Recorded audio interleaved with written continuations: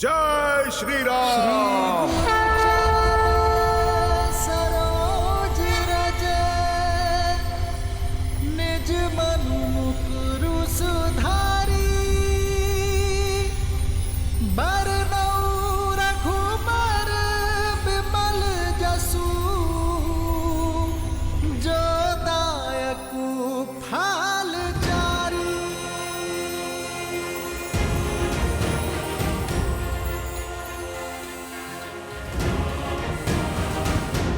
कुछ दिखाई दिया हनुमान जी? क्या लंका है उस ओर? नहीं। तो अपना आकार और बढ़ाइए ना। जय श्री राम।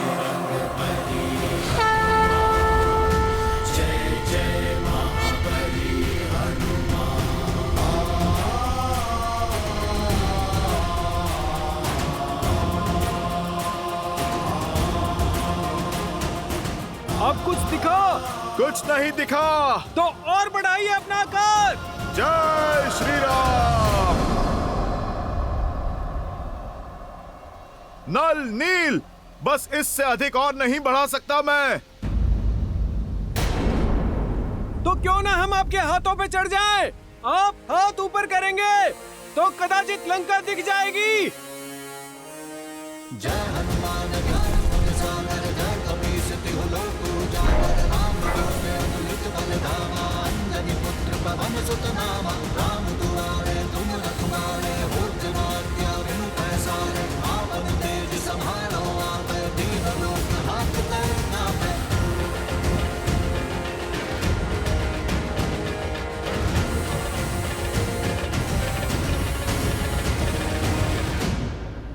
कुछ दिखा?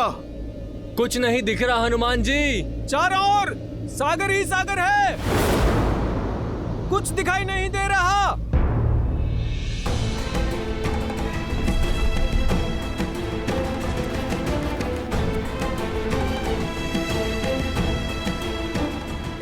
जय श्री राम।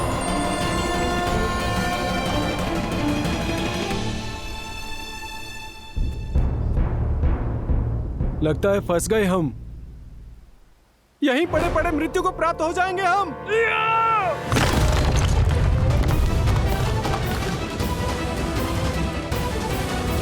मैंने वचन दिया था प्रभु श्री राम को कि माता सीता को खोजे बिना उन्हें अपना मुख नहीं दिखाऊंगा। अब यदि मृत्यु ही उपाय है तो वही सही। हम सभी अनशन करके यहीं अपने प्राण त्याग देंगे।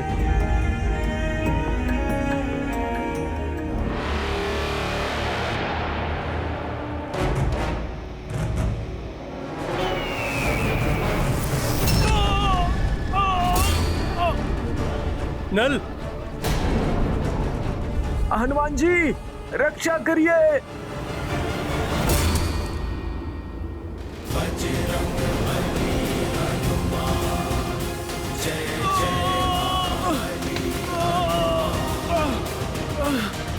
जय श्री राम।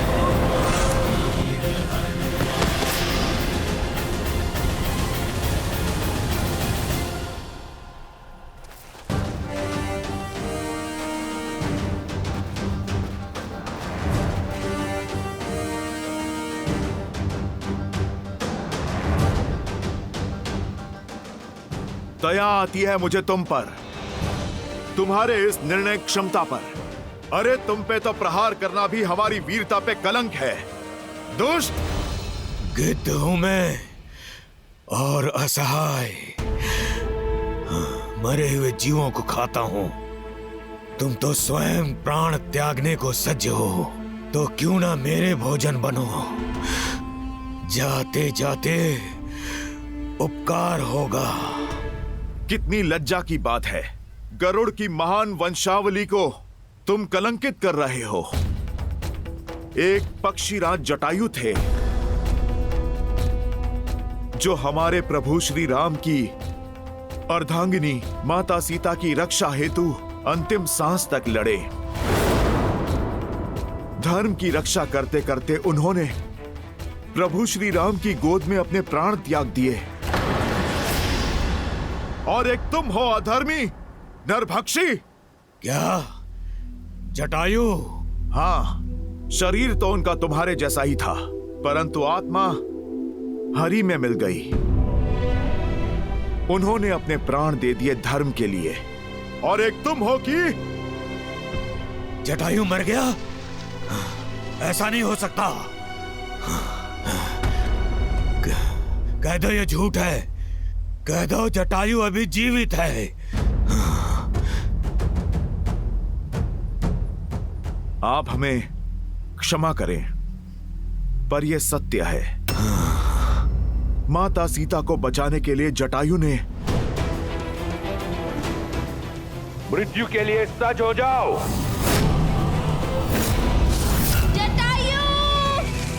अपने प्राणों की आहुति दे दी।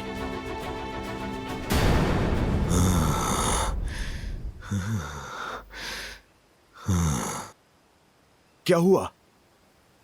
तुम ठीक तो हो ना? तुम कैसे जानते हो जटायु को? क्या मुझे जल तक लेकर जा सकते हो, ताकि मैं जटायु का तर्पण कर सकूं?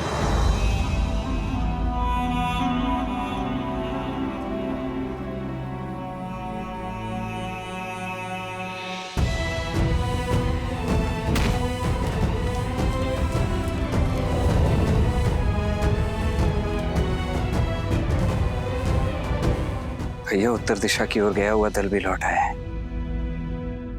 और उन्हें भी भाभी माँ की कोई सूचना नहीं मिली है। परंतु वर्षल महाबल अपने साथ भरत का समाचार अवश्य लाए। जय श्री राम। कहो वर्षल महाबल, क्या समाचार लाए हो? आपके निर्देश अनुसार हमने कुमार भरत से दूरी बनाए रखी थी। उन्हें हमारे और माता सीता के बारे में कुछ पता लगने ही नहीं दिया। अयोध्या में सुखी है ना मेरा भाई? कुमार भरत अयोध्या में नहीं है।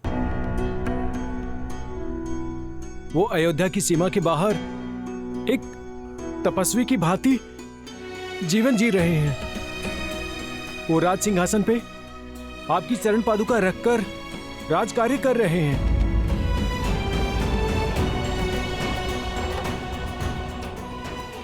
वो आप ही की तरह वनवासी जीवन जी रहे हैं। ऐसा ही है मेरा भरत। समर्पण का पर्याय है प्रेम की मूर्त। बड़ी अधीरता से वो आपके लौटने के दिन गिन रहे हैं प्रभु। आपके आदेश का पालन कर रहा हूं भैया, किंतु स्मरण रहे केवल 14 वर्ष। यदि एक क्षण भी अयोध्या लौटने में आपने विलंब किया तो अपने प्रिय भरत के निर्जीव शरीर से भेंट करेंगे आप। यदि मैं सीता को खोजकर 14 वर्षों के भीतर अयोध्या नहीं पहुंचा तो मेरा भरत मृत्यु का आलिंगन करूंगा।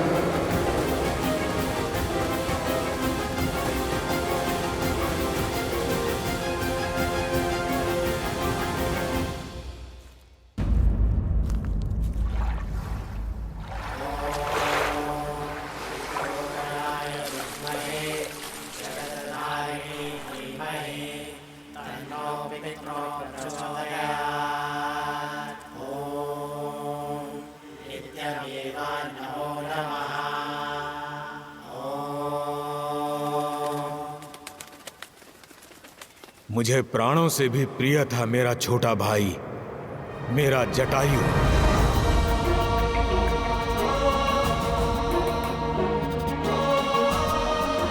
हमारा प्रेम निस्वार्थ था। एक साथ आकाश की ऊंचाइयों पर भ्रमण किया करते थे हम। अनजानी ऊंचाइयों तक जाने और अगम्य स्थानों की खोज करने का बहुत चाव था हमें। सूरज तक पहुंचने की स्पर्धा में जटायु आगे निकल चुका था और सूरज के तेज से जटायु के पंख जलने लगे। अपने भाई को बचाने के लिए मैंने अपनी सारी ऊर्जा लगा दी। उसके पास गया, अपने पंखों से उसे छाया दी। इसी कारण मेरे पंख जल गए और मैं नीचे गिर गया। हम दोनों भाई बिछड़ गए। मेरे भाई जटायु ने मुझे खोजने का प्रयास किया होगा, किंतु भाग्य का खेल देखिए, मैं यहाँ इस महासागर में आ गिरा।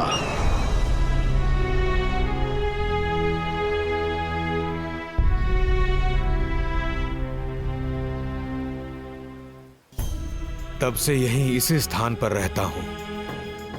पंखों के जल जाने से आखेट नहीं कर सकता, इसलिए जो भोजन मिले उसी के सहारे जीता हूं। अपंग होकर पड़ा हूं। अपने भाई के प्राण बचाने के संतोष के साथ रहता हूं, ये सोचते हुए कि मेरे जीवन का उद्देश्य क्या है। क्या इस तरह अकेले दुर्गति की मृत्यु पाऊंगा मैं?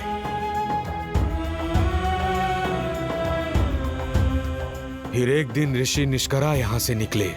उन्होंने मुझे अपने जले हुए पंखों पर विलाप नहीं, प्रतीक्षा करने को कहा है। बताया कि त्रेता युग में रावण एक महापुरुष की पत्नी का अपहरण करेगा।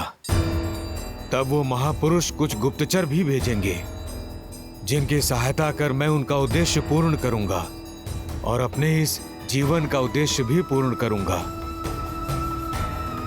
उन्होंने कहा था कि तब मैं पुनः संपूर्ण हो जाऊंगा, अपना कर्तव्य निभाऊंगा और अंततः मोक्ष को प्राप्त करूंगा। हनुमान, मुझे विश्वास है कि तभी श्री राम जी की ही बात की थी ऋषि निष्करा ने, और उनके गुप्तचर यानी कि आप सब। बताओ किस प्रकार मैं श्री राम की सहायता कर सकता हूं? ऋषि निष्करा की कही बात मुझे कभी समझ में नहीं आई। आप ही बताइए ना, संपूर्ण कैसे हो सकता हूं? हे पक्षीराज, आपका कथन उचित है। हम माता सीता की खोज करने ही निकले हैं, जिन्हें रावण अपने पुष्पक विमान में ले गया था।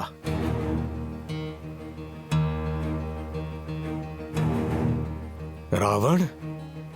हाँ, मैंने देखा है उसे पुष्पक विमान में दक्षिण की तरफ जाते हुए।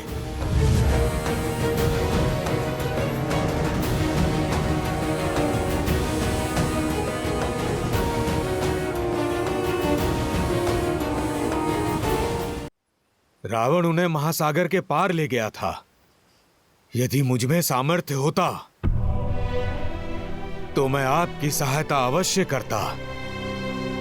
सागर लांघ कर मैं ढूंढ लाता माता सीता को, किंतु मैं तो उड़ ही नहीं सकता। संपूर्ण होने का अर्थ कदाचित यही है पक्षीराज, कि आप एक बार पुनः अपने इन पंखों का उपयोग कर पाएंगे। मेरे प्रभु श्री राम का बल निर्बल को भी सबल बना देता है। वो दीनों के नाथ हैं, निराश का विश्वास है।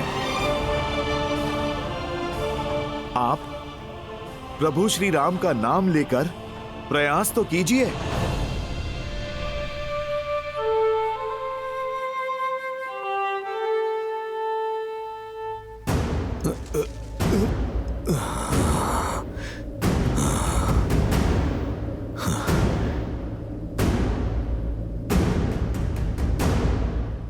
जय श्री राम,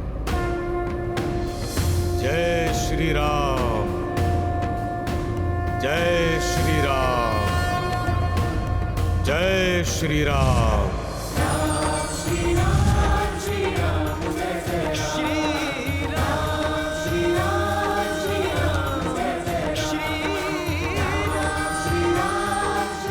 मैं जानता था, आपने देखा, मेरे प्रभु श्री राम की भक्ति हर बाधा से लड़ सकती है।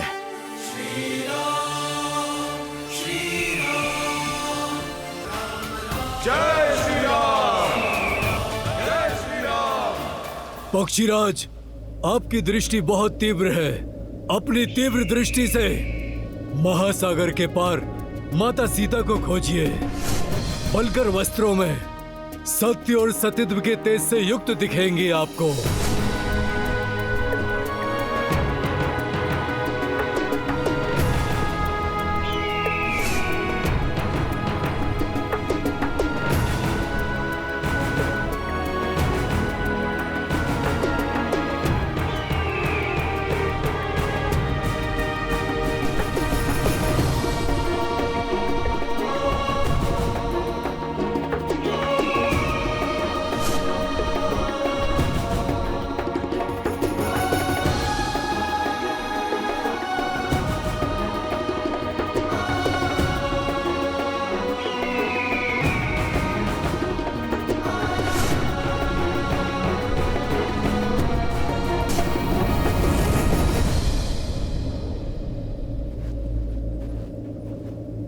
देखा, मैंने माता सीता को देखा।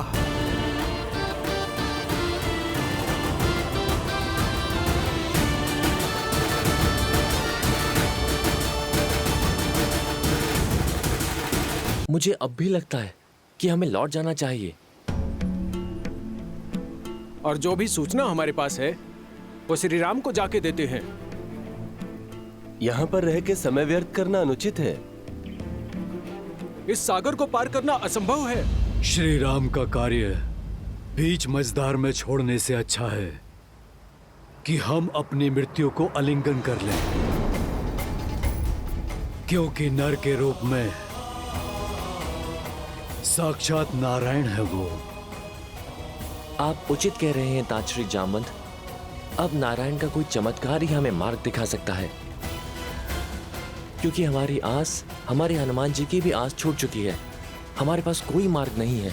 ईश्वर भी उन्हीं की सहायता करते हैं जो स्वयं अपनी सहायता करते हैं। कई युगों से मैं इस धरा पर हूं,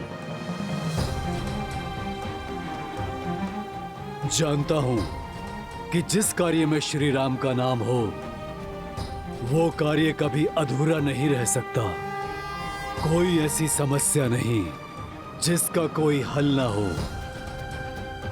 हमें बस श्रद्धा के दीप में आस की लौ जगाए रखनी होगी।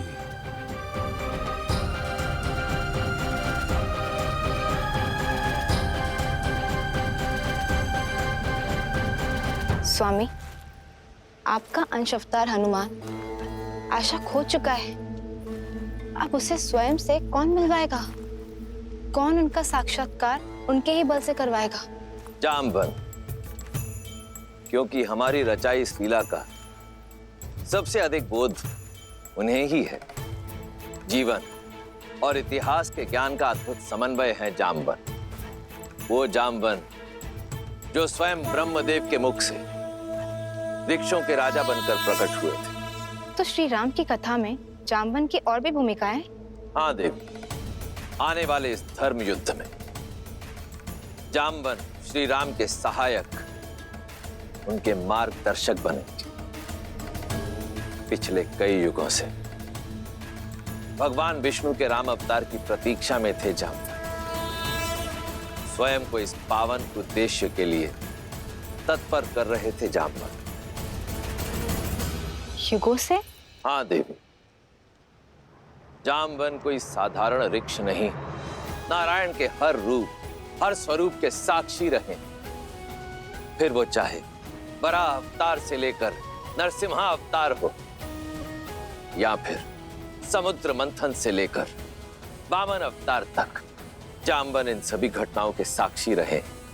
जब भगवान विष्णु ने वामन अवतार में असुरराज महाबली का दमन किया था, तब 21 बार भगवान वामन की प्रदक्षिणा देने वाले जामवंत ही थे।